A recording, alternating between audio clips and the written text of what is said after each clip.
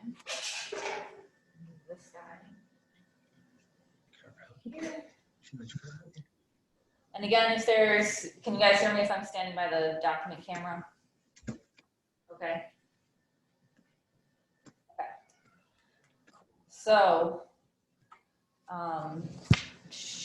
we're going to shift gears. At the first lecture, all being about bio. Today, let's see, the second lecture is going to be focused on more generally how well the instruments are performing or how well you know your data. So we can call that quality assurance. And the goals for this lecture that I'd like to go over include understanding experimental error and how we compare values or what numbers we can use to assess that error. Also, quantifying instrument performance. And when we quantify these values, what we call them are figures of merit. So going over some of those. We're also going to go over, in a general sense, and we'll go over when we get into specific techniques, some of the considerations for picking an instrument.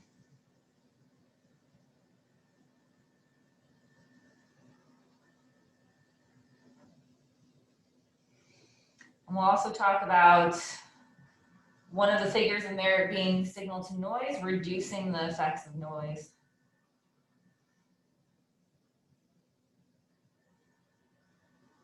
And ways that you can improve the signal that you're collecting. So just like I sketched out in the first lecture, we have an instrument, we have our source, our sample, our detector. What we're focusing on today is the instrument as a whole. How well does it perform?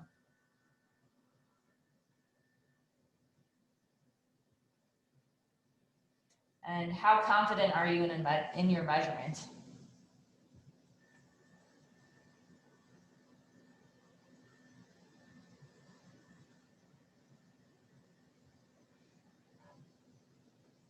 So I'll just ask generally if you guys want to add in the chat or unmute your mic. I guess some of you guys are doing research. Some of you guys, I'm guessing most of you have taken labs in your classes. And if you bring a piece of data, a single value, to your PI or to your professor in your class, and we ask, how well do you know this? How certain are you in this value? Or how confident are you in this measurement? What type of values do you use to assess that? What have you guys used to assess or report that? Averages, standard deviation. If those ones are good, let's see in the chat.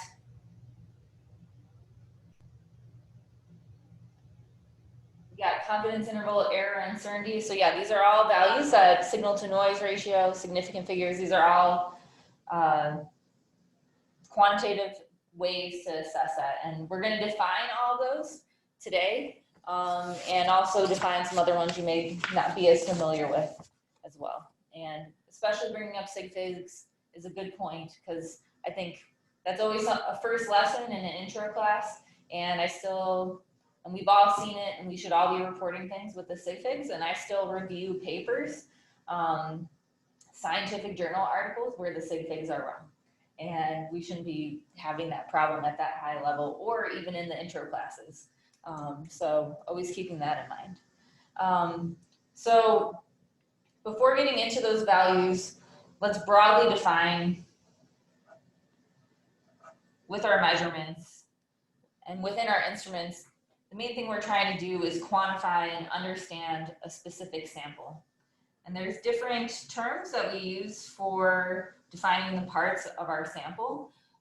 We can define what we're trying to measure as the analyte.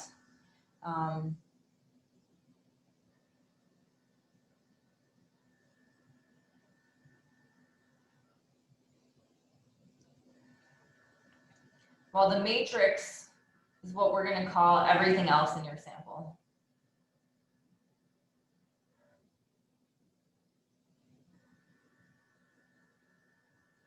So this can be, if you're doing like a simple spectroscopy measurement, it can be the solvent, just water alone or some type of buffer. Or if we're doing more complex measurements of samples, it could be like the cells or tissue, blood, all of that. This also importantly includes any contaminants as well that might start to kind of conflict with your analyte. So those are the terms we use defining broadly with the sample. And when you're picking an instrument, when you're considering what type of instrument to use, and also trying to understand how well an instrument will perform, there's you have to consider aspects of your sample. Sorry. Let's see. Give me 1 second.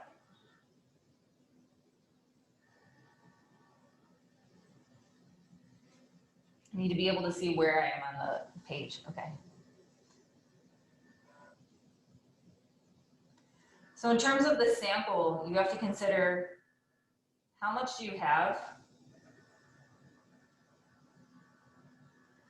and what concentration is it at. So if you have something that's very abundant and you don't have, and cheap, that's very nice and you don't have to worry about using it up, but maybe you spent a month trying to produce a very small amount of some protein and you don't have a lot to work with, so you want to work at lower concentrations, you need something that's more sensitive, and we'll define all of these types of terms. Mentioning the matrix, you have to consider, are there aspects of the sample that will cause interference or conflict with your measurement?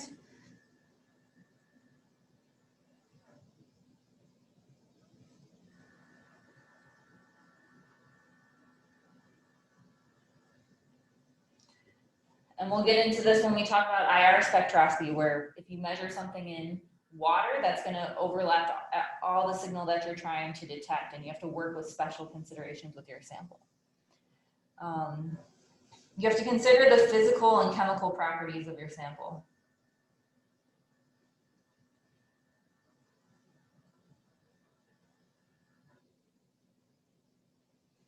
So is it a solid? Is it a liquid?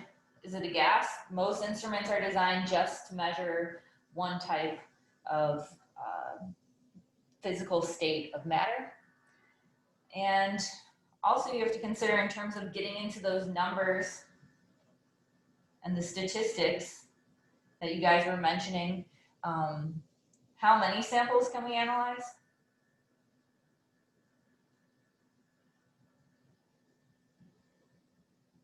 So that can determine what statistics you get, what confidence, and what accuracy do you need.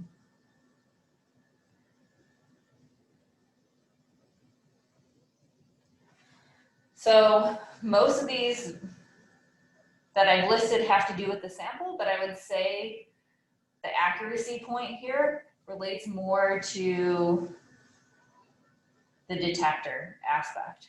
So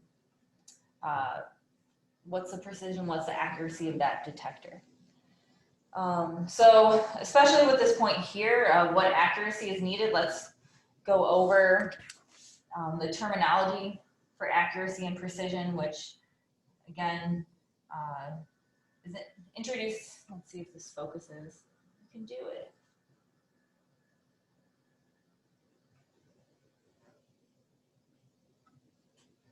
There we go. Okay. Yeah, accuracy and precision are mentioned in many courses, but I think in an instrumentation course, it's worth bringing up again and defining, especially when with that assessment of how well can you detect something or how confident are you in your measurement. So with accuracy, that's the value of correctness, how close something is to the real value.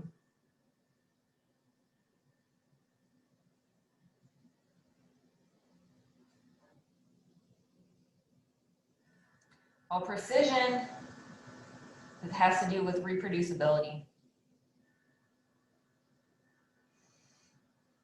How close your measurements are to each other.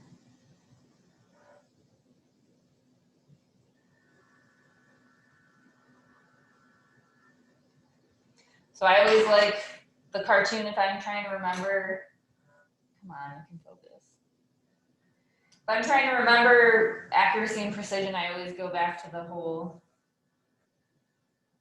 dartboard analogy where you have throw 3 darts and they're very close to the target, but slightly spread out. That's going to be accurate, but maybe not as precise. Well, if you have a cluster of darts together that are far away from that center target, you're going to have high precision, but low accuracy. And then, of course, if they're all in the center there, then you have both high accuracy and precision.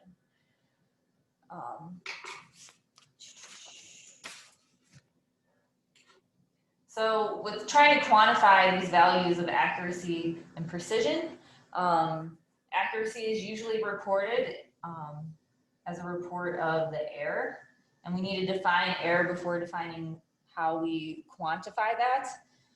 So error is just anything which causes a measurement to be different from its true value.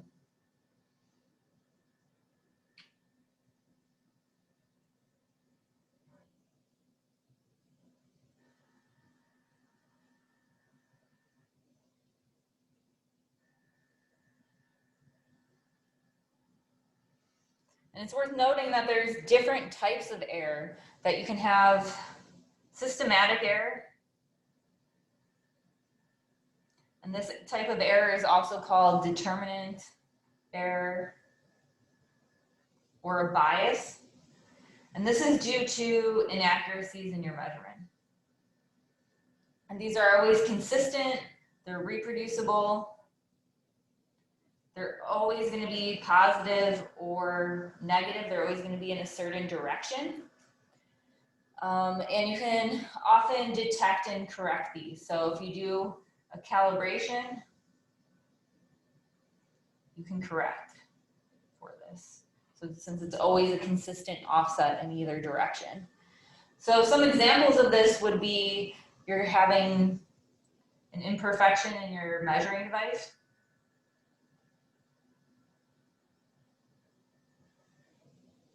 So let's say that you're using a balance and you're weighing something and you didn't calibrate that balance beforehand. So that balance will always be off by, let's say, 0.5 gram. So because of that, everything you measure is always under by that 0.5 gram. Or you can think if you're doing a spectroscopy measurement and you're using a cuvette, we'll talk about this on next Tuesday, that your measurements depend on the path length of your cuvette if you have some solution in here. And let's say that the manufacturer says it's 1 centimeter, but it's actually 0.93 centimeters. So when you're doing your calculation, it's always going to be off by a slight factor there.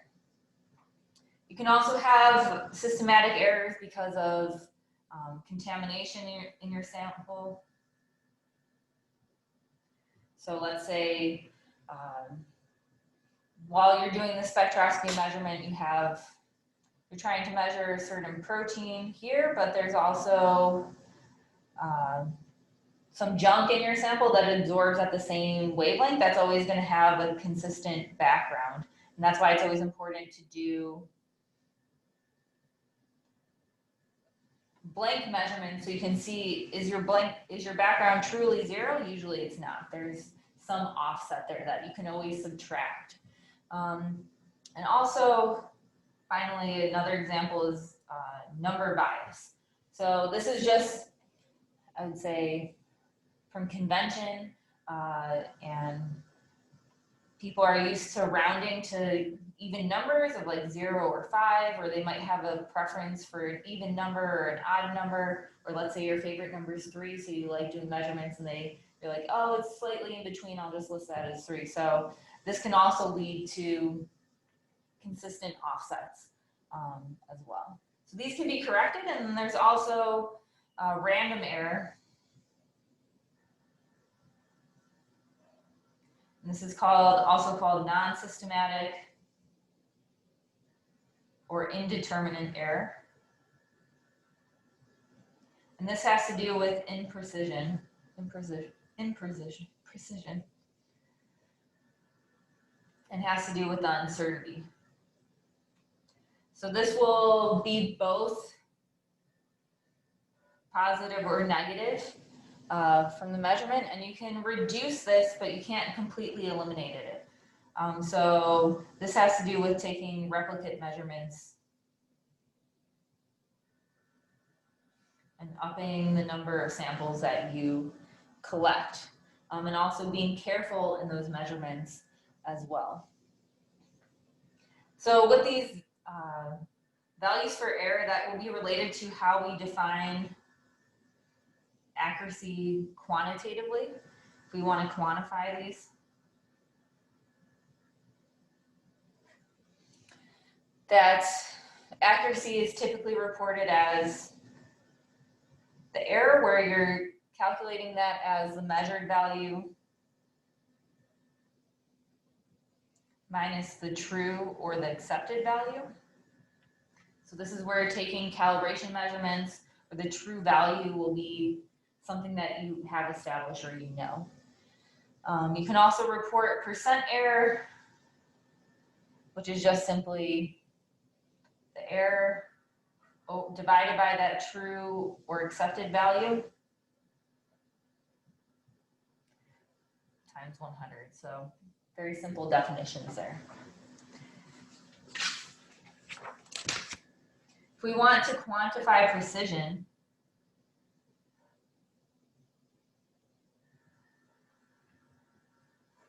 this is where a lot of the values you guys mentioned in the chat comes up with.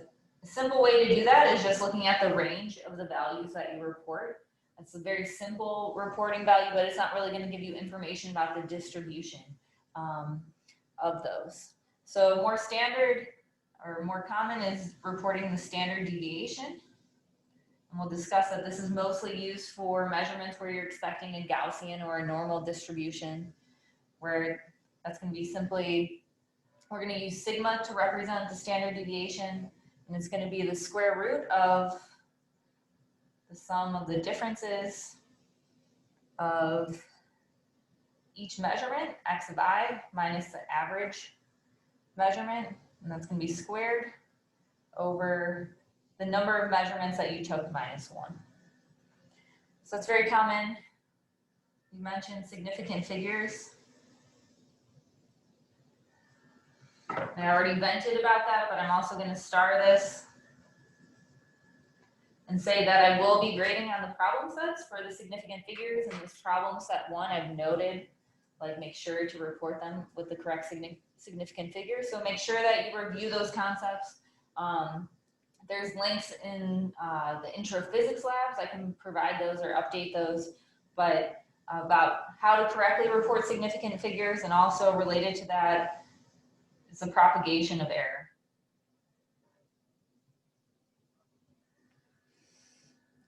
Okay. Also similar to the standard deviation, people also report the variance, which is just the standard deviation squared. You can also report standard deviation as the relative standard deviation. So this is comparing the standard deviation to the magnitude of your measurement. So to do that, we'll represent this as RSD, and that's just taking the standard deviation and dividing it by the average value. So how it is related to your average measurement. Relative standard deviation is also reported as a percentage, and that also goes by the terminology as the coefficient of variation.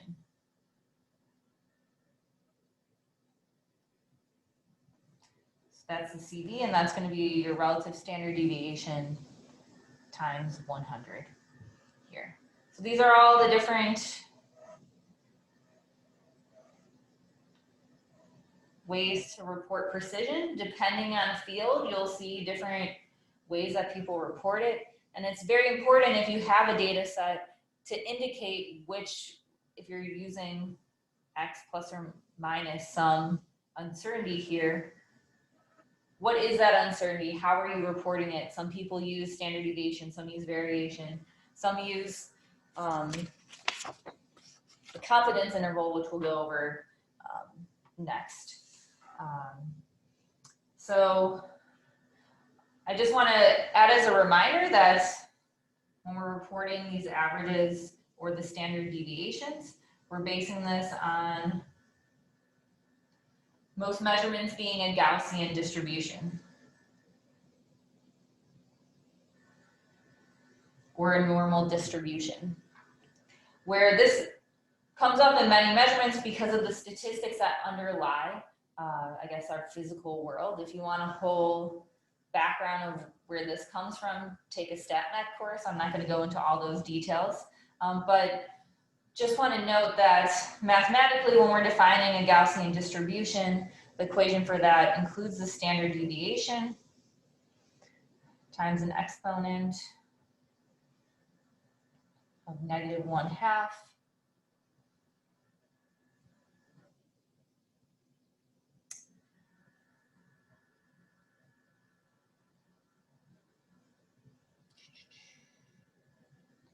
sorry, this is the average here, and the standard deviation shows up in these locations.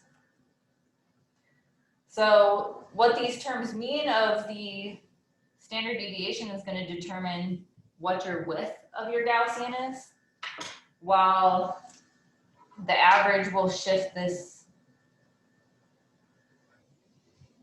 the location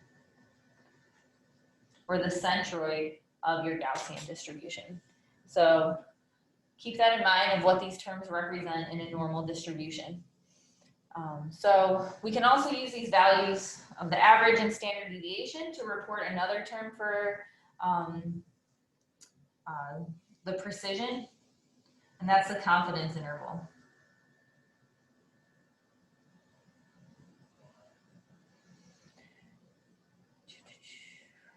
And confidence intervals are also used to compare values.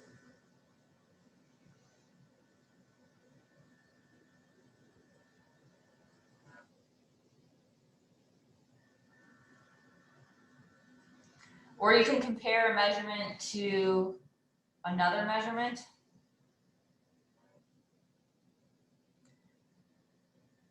Taken by the same method or a different method.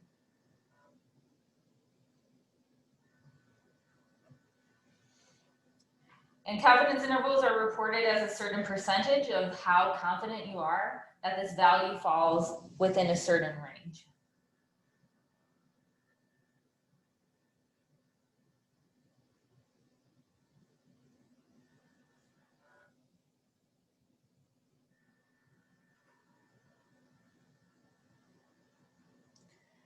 So we can define the confidence interval. It's going to be your average plus or minus t, which is from the student's t-test, which I'll show you a table shortly. Sigma times the standard deviation over the square root of n, where n is your number of measurements. So this t value here is from the student's t-test. Let's see, hopefully. So I have this table. So I uploaded this table on the Canvas site as well. So let's see here. Can it focus a little better? Okay. So you can see up at the top here, this is the confidence level that you select. So 50%, 95%, 98%, 99%, versus the degrees of freedom, where the degrees of freedom is going to be the number of measurements you make minus 1 in the simple sense of the measurements we're going to be taking. So you go to this table, and this is where you find that value. and to plug into, let me zoom back out. There we go.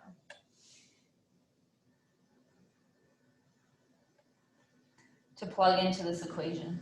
And if you guys don't know, the student's t-test is used in statistics quite a bit. If you don't know the background of it, the term students in here is actually a pseudonym for the guy who developed it. So his name was William Seeley Gossett, and he reported this in 1908.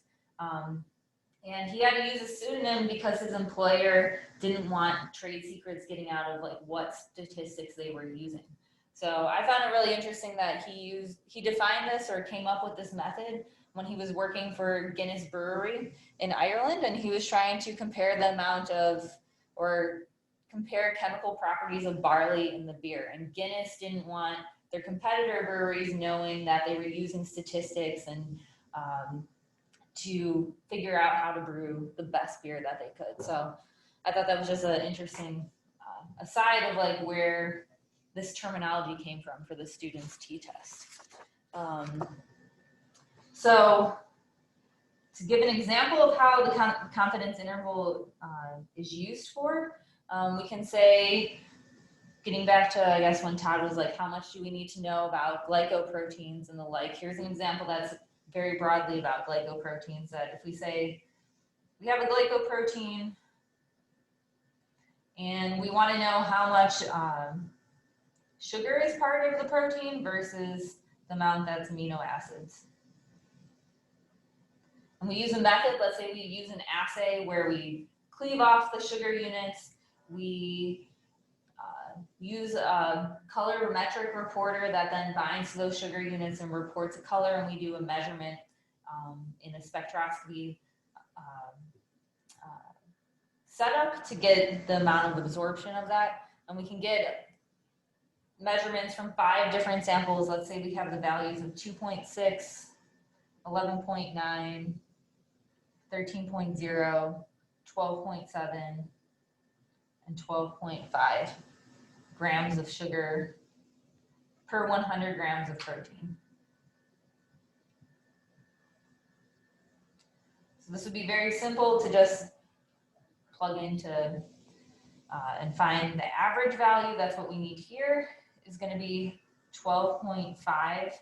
I'm going to put this 5.4. You can see all these measurements are done with 3 significant figures. I'm going to leave one insignificant value here just in the calculation, and I'm notating that by having this little value at the bottom. If we do the standard deviation, and you guys can do this after lecture to do all the calculations if you want, 0.40. And if we go to the student's t, and then our n value here in the equation is 5, and the student's t value, we want to understand, I didn't define the question, sorry, what are the 50% and 90% confidence intervals? So the value for the student's t-test at 50% for our degrees of freedom is 4, so that's n minus 1. The values from that table would be 0.741 for 50% and 2.132 for 90%. So if we plug all these values into this equation, what we would get is our confidence interval for 50% would be 12.54 plus or minus 0.13. So if we report that with the correct significant digits, we would have 12.5 plus or minus 0.1. Well, if we do this for 90%, what we get is the value after the plus or minus. Our uncertainty is going to be 0.38, so we can then round that to the correct number of sig figs to 12.5 plus or minus 0.4. So what these values are telling us with the confidence interval is that we have 90% confidence that it's going to fall within the range of 12.1 to 12.9 grams per 100 grams of protein. And you can see as we increase the percentage of our confidence interval that this range increases, which makes sense. If you have a narrower range, that's a smaller set of values, so we have less confidence in there. So many times you'll see in the literature people reporting values with this uncertainty, either reported as a confidence interval or the standard deviation most typically. So if we have 90% confidence that it falls within this range, if we know our ground truth, and our ground truth is, let's say, 13 grams. If we compare these values, 13 doesn't follow within this range. So we can say that we have 10% confidence that this method agrees with the known answer. So this would also be, if you calculated that confidence interval of 95%, 98%. These cutoffs and the overlap can tell you how well you know these values compared to the ground truth. So that's how you would go about comparing measurements to one another, by using the confidence interval. And I also want to mention that there are other statistical ways to compare values that we're not going to go over. There's different ways to use a t-test to compare different measurements. You can compare standard deviations with something called the f-test, and you can reduce outliers, remove outliers with something called the q-test. So I just want to mention these terms, that if you want to get into the statistics, if confidence interval or standard deviations won't work out for you, these are some tests to use. And I'm going to star the q-test just because if you are doing measurements and you have this huge outlying point, that's a nice tool to have. So those are the ways that we report accuracy and precision. But if we also want to report how well an instrument is working, that's where we use figures of merit. So shifting gears to that. So these report on the performance characteristics.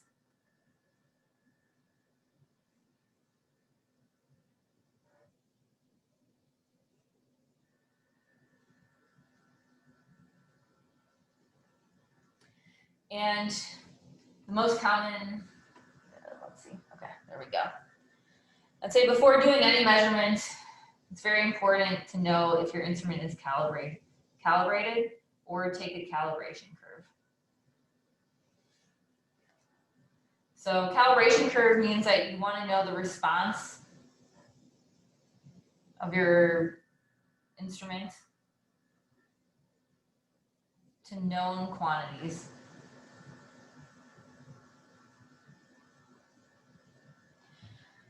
So to have known quantities, what you need is a standard sample. So this would typically be, if you have a lot of the analyte that you're trying to measure, you can make dilutions of this at different concentrations. You typically want at least 5 points is a good practice of how many standard samples you should measure on your calibration curve. And you should also measure a blank as well. So your standard sample, I was trying to say, if you have a lot of your analyte, you can make your standard from that. Or if not, if you're trying to detect something that's unknown, typically most instruments will have some standard analyte that could differ from what you're trying to measure to make that calibration curve. So if you do a measurement of your calibration curve, you have your instrument response versus concentration. The first thing that you want to do is measure your blank. You want to do this a repetitive number of times.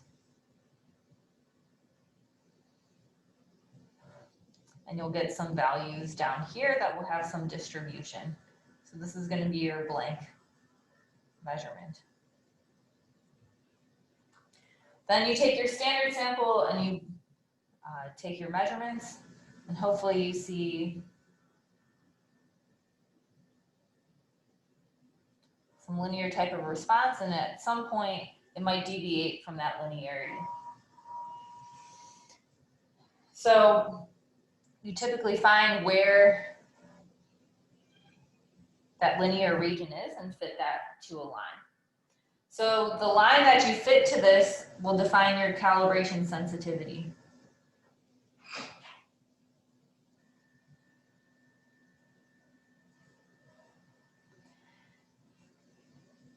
And this is going to be defined as the slope of the calibration curve.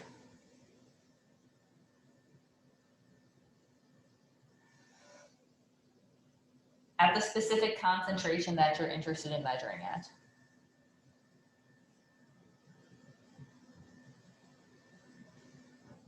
So with y equals mx plus b, we're going to define this as m here. So this definition here is straight from IUPAC, or the International Union of Pure and Applied Chemistry. They're the ones that define a lot of rules for terminology within analytical measurements. And something that has higher sensitivity, that means it has a higher slope. So if we had two instruments that we were comparing,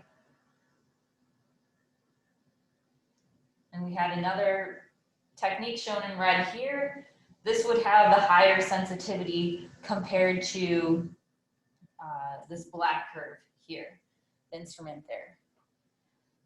But just considering the slope doesn't take into account the precision of the measurement. So let's say this red curve, we take the measurement or our calibration curve, and we do get a higher slope, but our error bars and the spread of our data when we replicate these measurements are quite large compared to this black curve. Let's say we have higher, or these smaller error bars. So if we want to incorporate how precise a tool is, we can also define the sensitivity with the analytical sensitivity. So this is going to be, we're going to define that as gamma, and this is going to be your slope divided by the standard deviation of the signal at that specific concentration of interest. So this is considering how precise is your calibration curve. So with defining the calibration sensitivity, these have units. It's worth noting that these have units of signal over concentration. So this might be counts over molarity for a lot of spectroscopic measurements, photons over concentration or the like. Also looking at this calibration curve in more detail, if we have something that curves off over here, but still shows, I guess I should have drawn this, ignore this point, was still an increase, but it's deviating from the linearity here.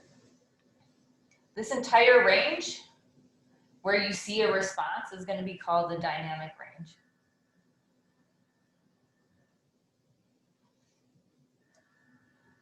Which is formally the concentration range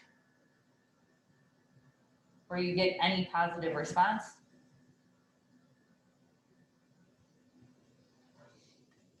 In contrast to the linear range where what concentrations do you have a response that is proportional?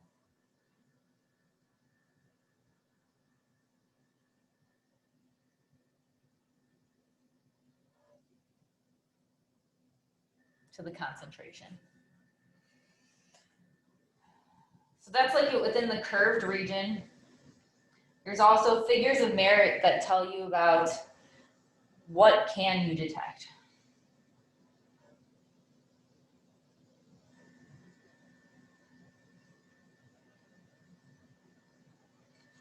And with what accuracy.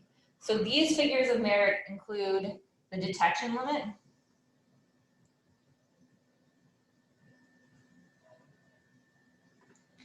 And this is going to be the smallest quantity of analyte that you can detect that's significantly different than the blank. So this is minimum concentration.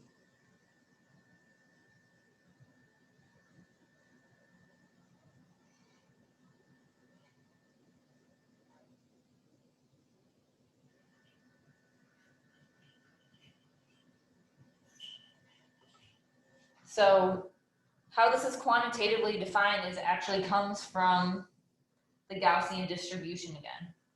That you have some average value, you have your sigma, and based on the width of your Gaussian and Gaussian statistics, if you define 3 sigma, that means you have 99% confidence that your value falls within the Gaussian or normal distribution. So if we take a blank measurement and we want to know that something is significantly different from that blank with at least 99% confidence, that's how we're defining our detection limit. So our detection limit is going to be the average of our blank plus 3 standard deviations of our blank measurement. So that's why up here on the calibration curve, I kind of drew like this little Gaussian value distribution here of taking those replicate measurements of your blank. So your detection limit is going to fall outside of that distribution. So that detection limit tells you what can you detect and what can you say, this is different than the blank. But it doesn't tell you I can confidently or accurately measure this value. So another figure of merit that tells you what you can accurately measure is the limit of quantitation.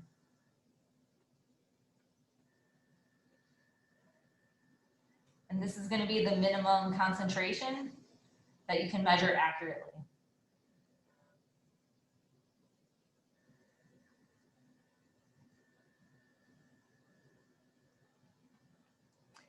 And this is a little bit less forgiving than the detection limit. It's defined as 10 times the standard deviation of your blank.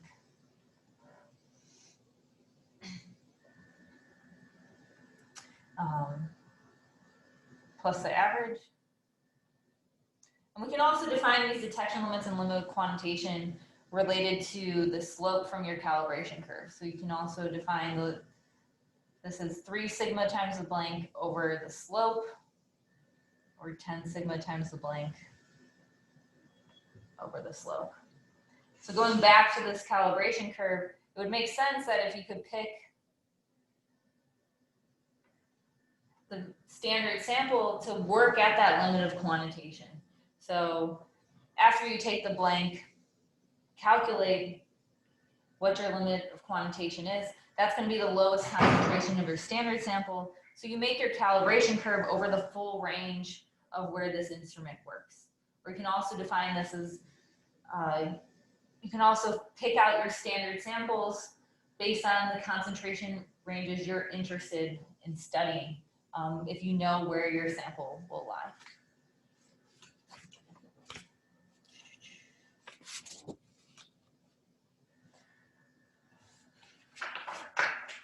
So a few last figures of merit that are also worth mentioning include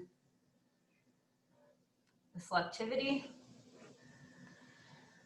which you also will hear referred to as the specificity. So this has to do with like how well you can tell your analyte from anything else in your sample that might interfere or conflict with your method.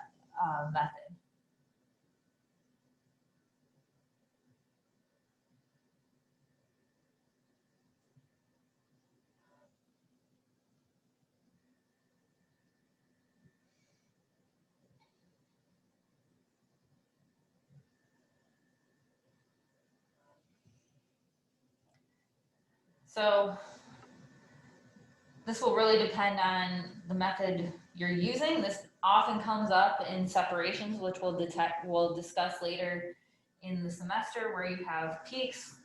Let's say we're trying to separate different amino acids of a broken down protein, different sugars. And how well can you tell one peak from another? For a different measurement that might not be as selective, these peaks would then start to overlap and you wouldn't be able to resolve those different species. So with all of these terms of the detection limit, your calibration, your sensitivity, your selectivity, it's important to know what those specifically refer to. People often interchange them and use them incorrectly, so keep these terms straight. And they're very important, I would say figures of merit, the overall use of them is how well can you tell something from nothing? That's what these terms are used for. And they help you avoid false positives, which would mean that you identify something when it's actually nothing.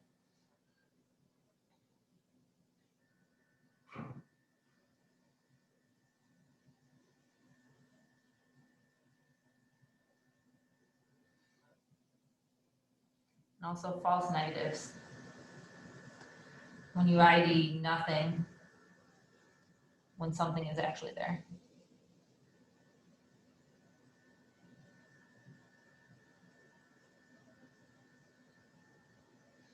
Okay.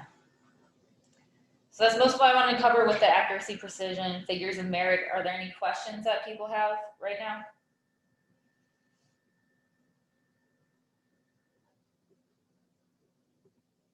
Okay. So moving on, I just want to cover quickly some aspects of signal to noise and ways that we can improve that.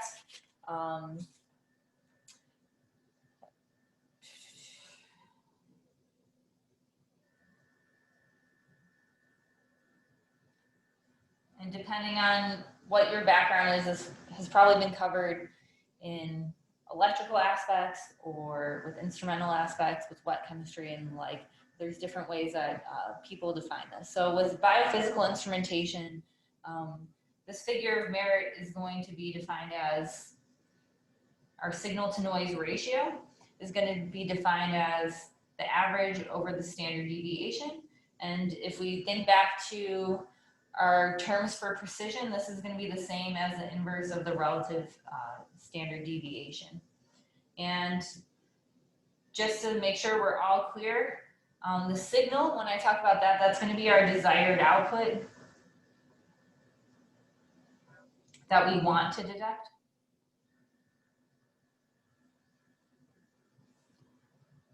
While noise is anything else we're detecting.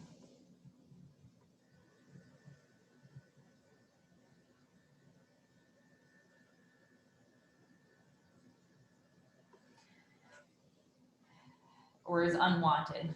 So again, the signal to noise ratio that I'm showing here with the average and standard deviation, we're basing that on a Gaussian distribution, but depending on different sources of noise, these can vary, and it actually won't be a Gaussian distribution, it'll be a Poisson distribution, and you have to be specific about that when you're defining specific sources of noise. So if we go back to our instrument setup of the source, the sample, the detector, and our instrument overall, there's different sources of noise from all aspects of our sample or of our instrument altogether. So with the sample itself, again, you can have contaminants, you can have thermal noise or environmental noise.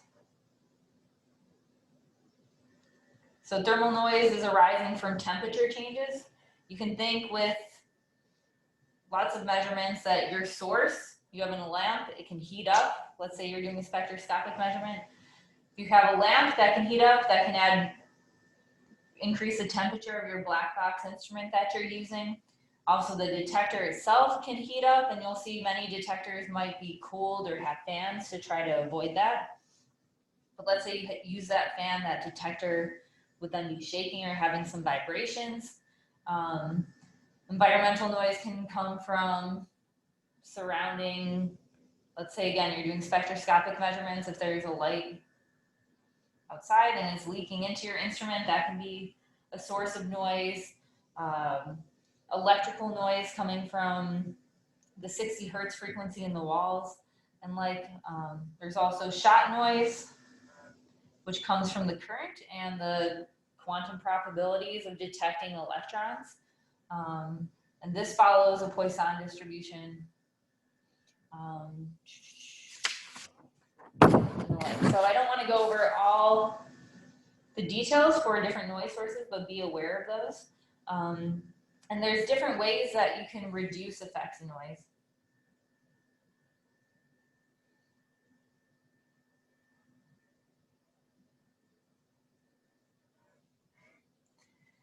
And with some of these that I just described, you can have hardware methods where, let's say, if vibration is a problem, if you go in the basement of Rockefeller, you'll see, or the fourth floor of A.W. Smith, you'll see vibration isolation tables. So instruments don't have effects from people walking through the building, the elevator running, and you can shield your instrument by having a metal or Faraday cage around your instrument to pick up any stray electrical signals and distribute those to ground instead of the detector. But we'll also I want to go into detail, and it's covered in the problem set, are software approaches. And this has to do with, again, the statistics and number of samples that you're collecting or measuring. So with some of those methods, the most common that you'll see is ensemble averaging.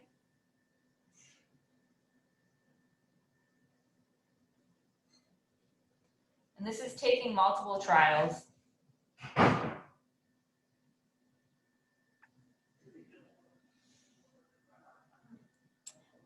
This is also called signal averaging or co-addition. And this means that you would take, let's say you're doing some measurement. You collect one set of data, you repeat that measurement,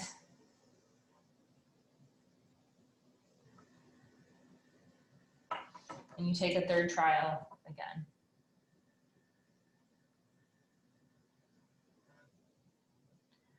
So then from here, you can then average and take the standard deviation, and that's the most common way of getting those statistics for your measurement. So this technique, it requires that your sample isn't changing over time.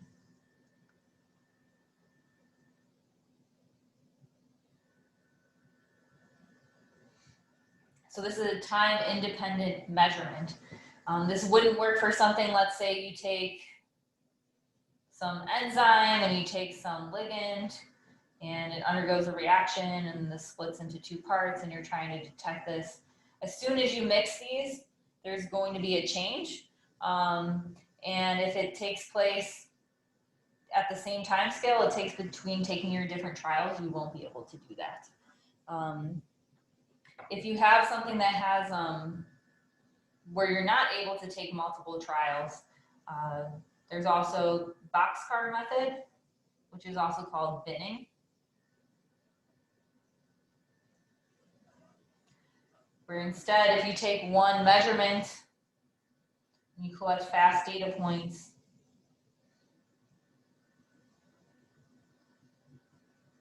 instead of binning, I guess, instead of averaging over the y direction here, in boxcar method, you're gonna average over your x dimension. So we can take, let's say, 3 data points and find the average value.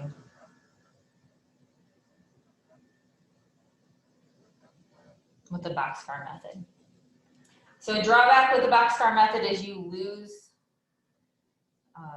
information in the x direction. And the changes in x have to be gradual for this to work correctly. Let's say instead you have some data that fluctuates greatly. if you average these values, it's not going to be as representative of what's going on. So these have to be gradual changes.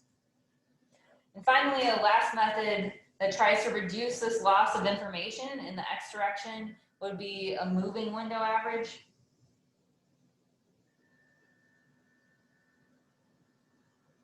And this would be very similar to the boxcar method, where you translate average over a box that moves one data point at a time.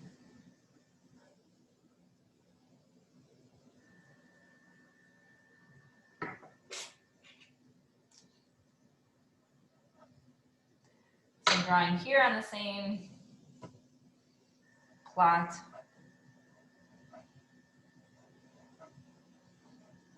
how this moving average window would change, as opposed to the boxcar method, which is in red here. Okay, sorry, that was off the screen. Sorry.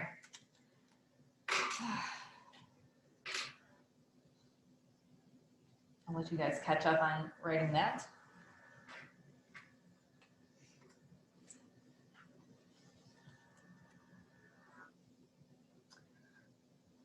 And then finally, some other software methods that I won't go into too much detail on include polynomial smoothing. So this is fitting a curve to your data to smooth it out or reduce noise. And I'm mentioning this because it's oftentimes in commercial software. And you click a drop down menu and you say smooth data, and it looks better. And you're like, okay, I'm going to work with this data because it looks better. But you really have to understand that it can introduce artifacts.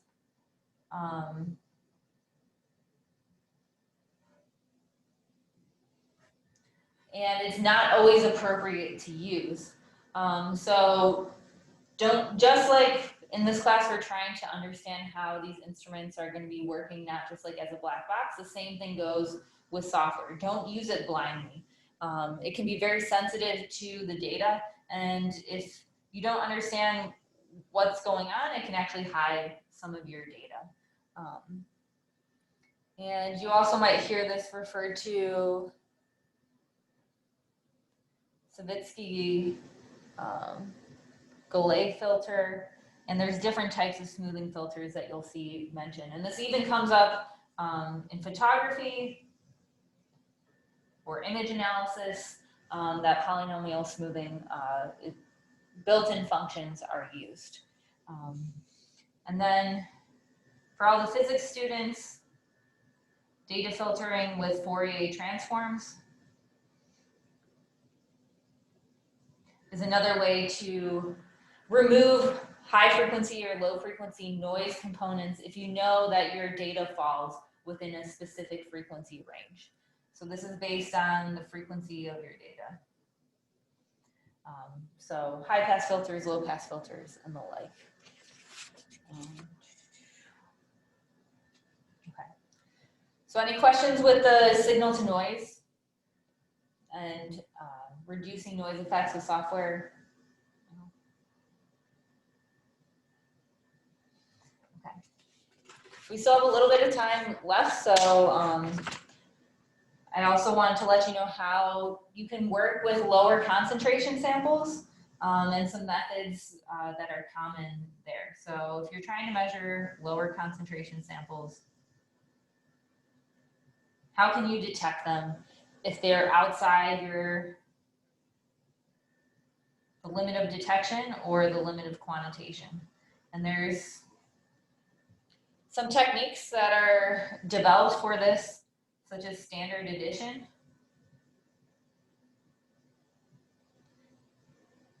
So let's say that you have some analyte, x of I is its initial concentration, and it's going to be lower than your limit of detection or your limit of quantitation. What you can do is you can add known quantities of your analyte.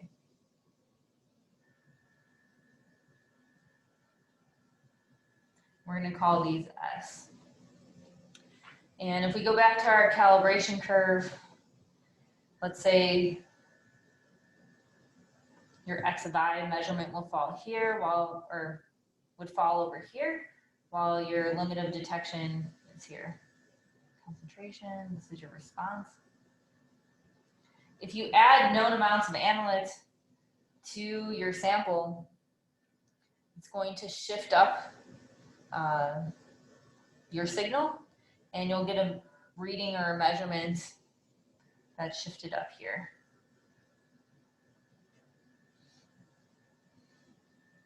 So what we call this is that we're spiking in the analyte, and we take that measurement. And this is useful if there's matrix effects, if you're, that means your matrix or your surrounding medium conflicts with your measurement.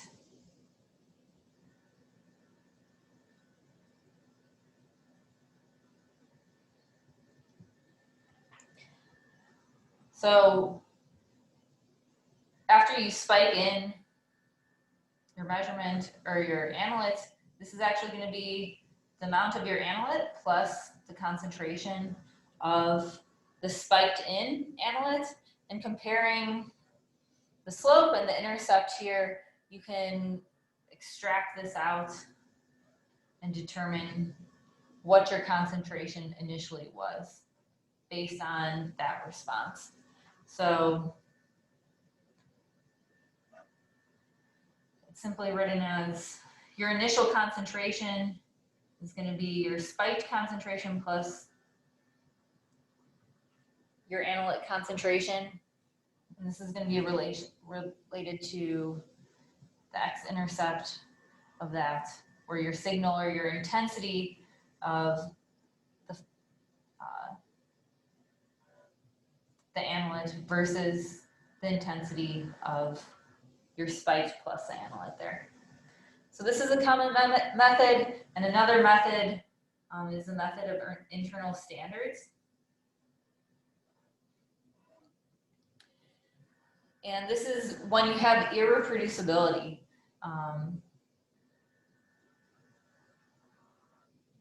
Where you're using an instrument with low precision.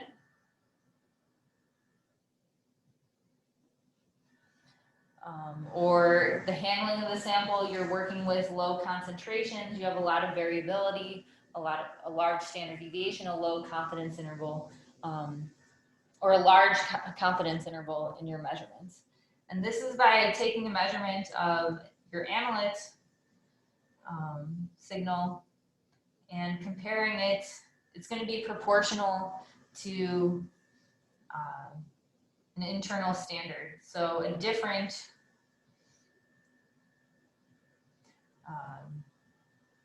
the signal is going to be related to the concentration as well.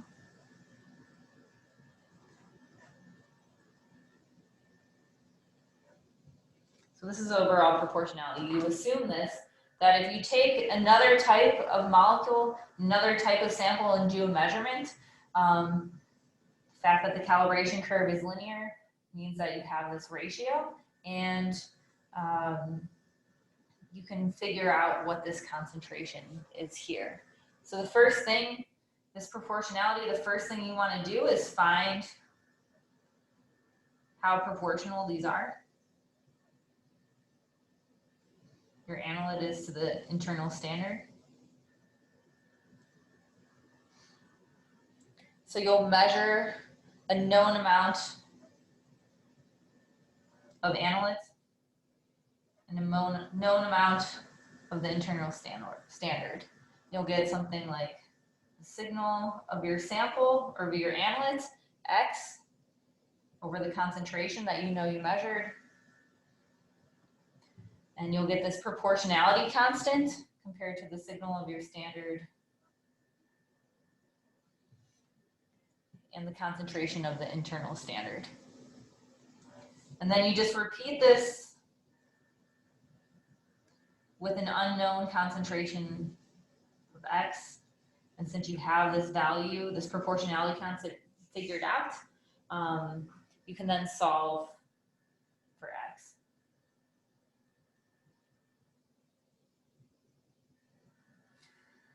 So I'd say with some techniques, doing a standard addition, doing an internal standard is very common, especially with low concentration samples. It's a way to overcome lower limits of detection or high uncertainties. But other fields, other areas, you may never run into this technique. But I think it is important for you to know these terms of standard addition or internal standards. If you're reading a method section of a paper, they'll say the instrument was calibrated or we've determined this with the standard addition method. It's probably listed in the supplementary information, but understand that that's what they're referring to. So that's what I wanted to cover today. I'm going to put this out that the notes are, if you didn't have the notes open, they are uploaded to Canvas, and this document camera really cannot read printed out materials. But I just want to point out on the last slide, there is some nice tables summarizing all the statistics that we went over, the definitions of the figures of merit, and then also what you need to consider when you're choosing your method. So we didn't cover these in as much detail. We talked about the quantitative ways of what you're selecting for your instrument, but we'll also be going, many times it comes more down to these properties, where how fast is the measurement, really what's the cost of the measurement, is the instrument available to you, can you access it, do you have one in your lab? If you're picking out equipment, cost is a big factor as well.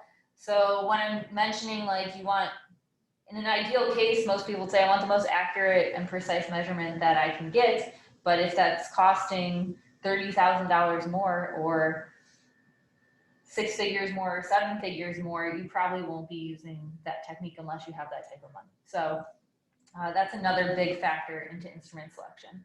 So with that, are there any questions about what we covered?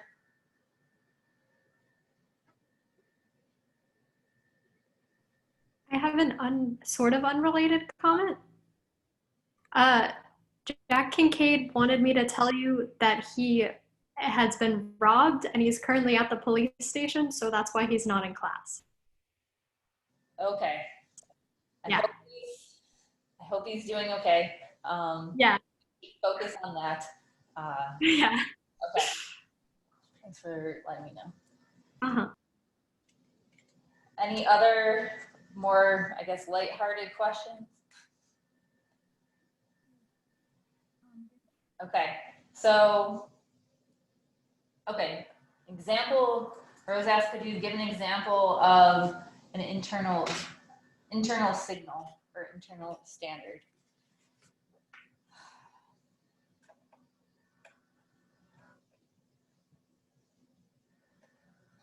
Let me think about that for a second.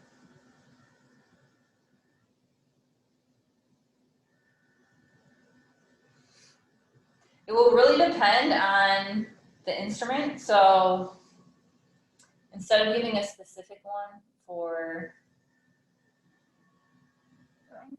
yeah, let me think about that, and I'll post one on Canvas because it could be quite broad for different types of instrumentation. And the one that's coming to me right now is with atomic absorption, but I kind of want to define that first. So I'll upload one to Canvas to make sure to answer that question, so you can read through that. Any other questions? Yeah, sorry that I don't have one right away. Okay, so if there aren't additional questions, reminder that there are office hours on Friday if you guys want to stop by. The second thing I want to mention is these first 2 lectures were quite broad on biology and just quantitative terms for instrumentation.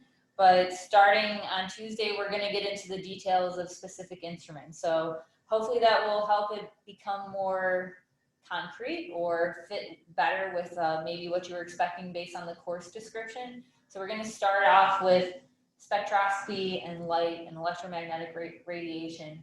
So that's what we'll be going over on Tuesday. So yeah, thanks for coming to class, and I'll see you guys then. Thank you.